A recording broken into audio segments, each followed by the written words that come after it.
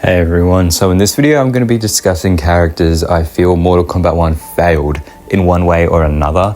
Now, what do I actually mean by this? I mean characters that just weren't really given a proper showing in MK1. Now, this could be because they weren't in the last few games and they didn't know how to write them, or maybe they just didn't have a way to fit them into the script more so than what they were in the game. So I just want to say, if you haven't, I made a video sort of similar to this a couple of weeks ago on characters that I thought had wasted potential, or hidden potential I should say, in MK1. But these are characters that I feel like they did have potential, but I feel like NetherRealm just weren't too sure how to include them in the story.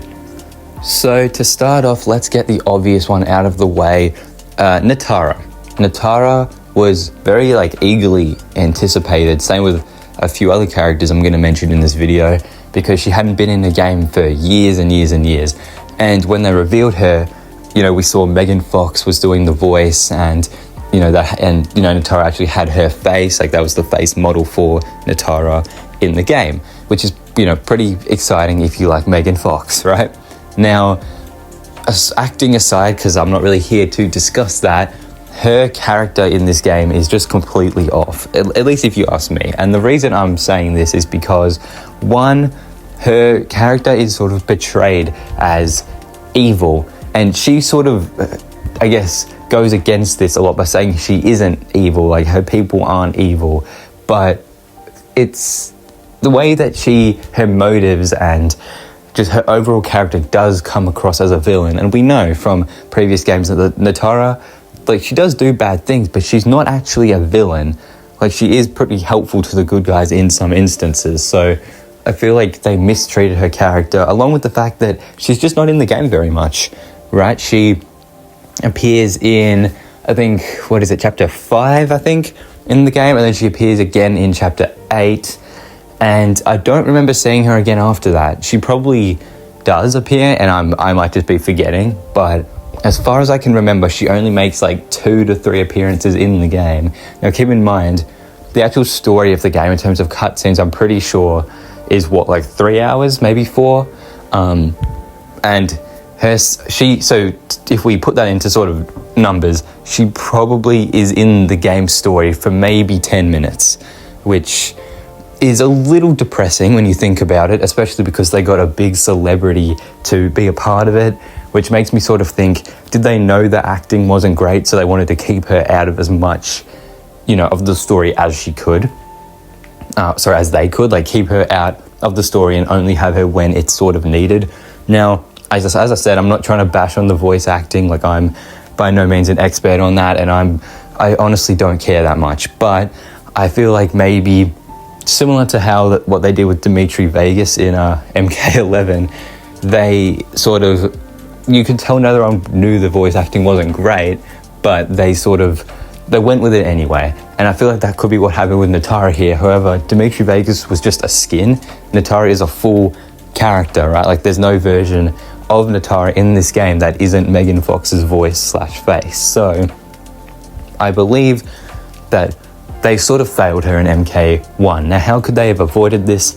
I feel like not making a celebrity voice her and be the face model, I feel like that was a weird sort of setback. I feel like if they just made her face model a person that isn't extremely famous, that might have actually helped a little bit.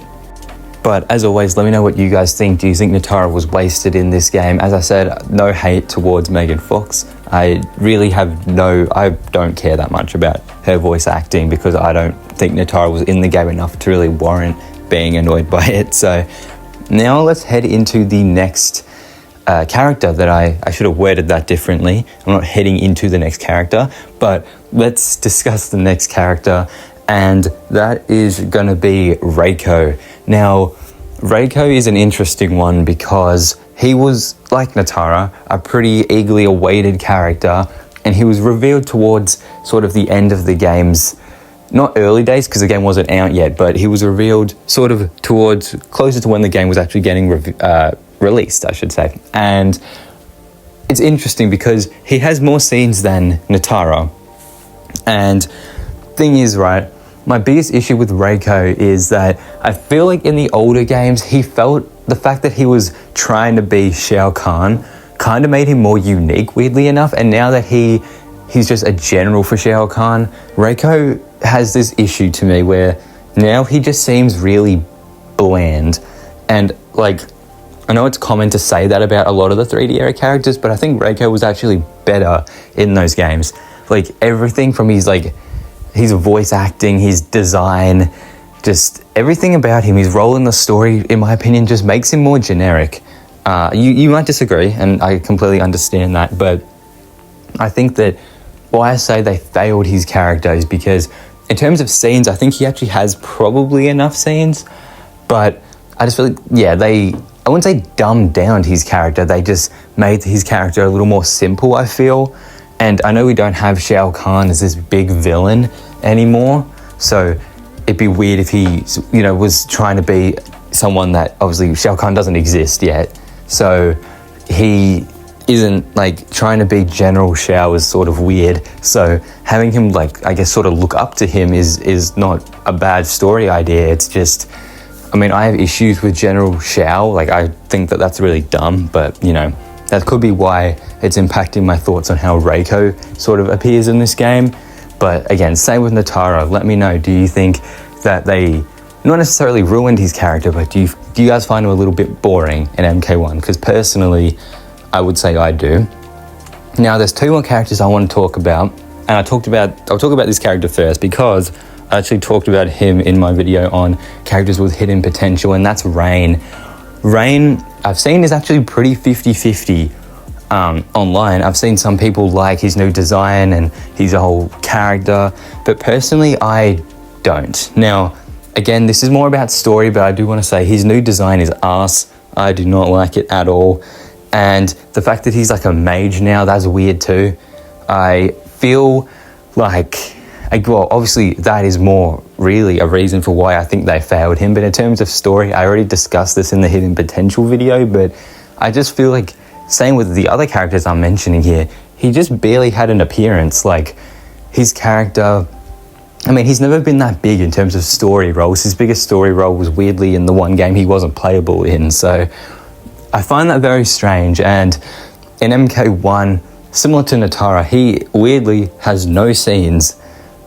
He obviously, he has some scenes, but he has very, very few scenes, not enough to develop his character. He has a few lines in the story, but nothing too, major. He's just sort of in the background. And I think that he has a big enough fan base to where he could definitely have, not necessarily his own chapter in the game, but he could definitely be a big part of at least a few scenes, because they have made him a proper villain now, right? Working for Shang Tsung and, General Shao. He is a villain, so they should make him more menacing. And I think making him a mage definitely makes him less menacing, at least to me. I'd be a lot more scared of a ninja, like what we see in MK11, which in my opinion was his best design, his best voice, everything about MK11's was amazing, but he wasn't in the fucking story. Anyways, personal opinions and stuff aside, I think that I said personal opinions aside, and then I say I think he is objectively worse in MK1. At least that's how I know a lot of people see it. So same with the last ones. Let me know. Rain, is he worse in this game? Do you like him more? Definitely let me know. And for the final character I want to talk about, it's actually Havik. Now, this video isn't meant to slander the 3D era characters because I actually like them. I just think NetherRealm doesn't know how to write them very well.